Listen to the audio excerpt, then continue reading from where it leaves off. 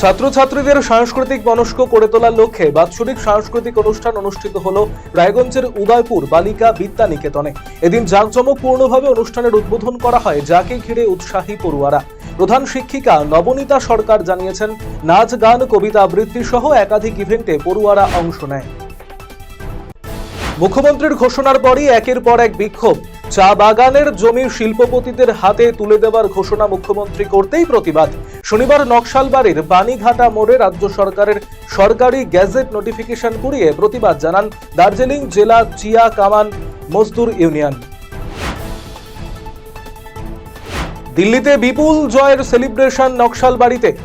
বাজি ফাটিয়ে, গেরুয়া আবির মেখে এবং মিষ্টিমুখের মাধ্যমে সেলিব্রেশন বিজেপি কর্মীদের। দিল্লিতে আপকে গদিচ্যুত করে ক্ষমতায় বিজেপি। 27 বছর পর বিজেপি ক্ষমতায় আসতেই রাজ্য জুড়ে মিছিল বিজেপি কর্মীদের। এদিন নকশালবাড়িতে মিছিল করে আনন্দ উল্লাসে সামিল হন বিজেপির কর্মী সমর্থকেরা।